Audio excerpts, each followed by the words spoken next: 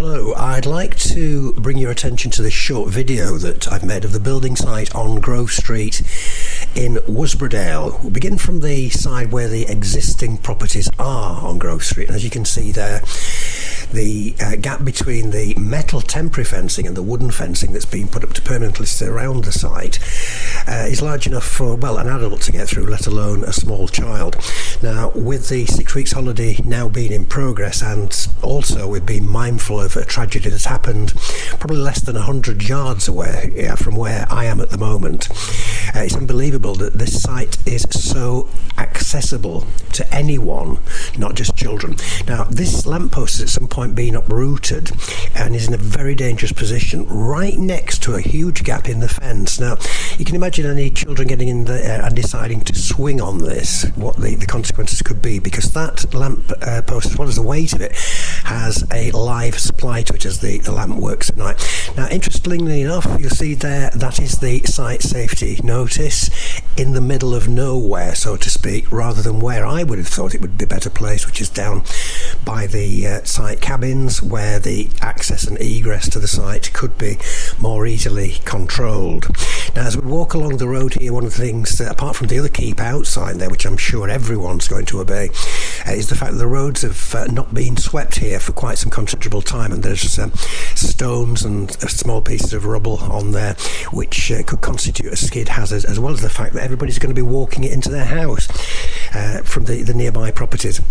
As we move along here, you'll see yet again there is no evidence whatsoever, apart from on that barrier there, of the securing brackets. I think it's normal to put at least 2 of them, possibly 3, on each side of the fencing to join it onto the adjacent panel. And yet again, another huge gap there, giving easy access to what the children may think is an adventure playground, especially with a huge yellow toy like that lurking in the background. Now, as we get to the site cabins, there are no warning signs around there, and interestingly enough, this little wooden cabinet that you can see there to the right hand side is in fact the incoming main power supply to the entire site, and it's just a bit of OSB with the sort of makeshift waterproof top on it, no lock whatsoever securing that. So we'll just take an overview of the site and then just have a look at a couple of things in more detail.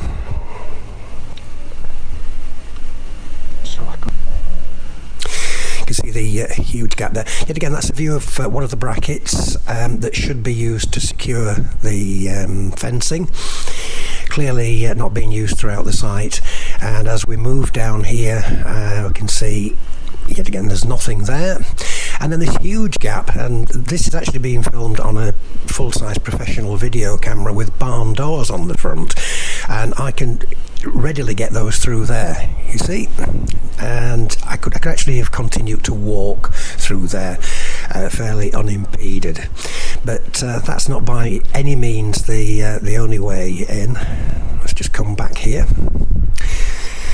Now then, back to the site cabins, and this is quite interesting. I don't know whether these pallets that have been placed down the side are in some way intended to block the access, because I can assure you they certainly don't. And even with the camera that I'm holding, I could readily walk past that. I'm not actually going to trespass on the site going beyond that point, because that could be the barrier.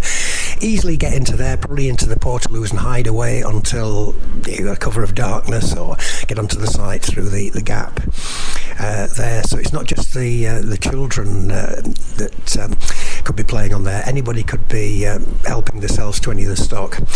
Right, one final view of the wooden fencing that surrounds it. A little bit academic really when you think about it, because it's an open site, and yet again, in view of that terrible tragedy that happened on a building site, I think it's around about 4 or 5 years ago now, a matter of 100 yards away from here, I'm really surprised that this site is still being allowed to operate in the slipshod manner that it clearly is.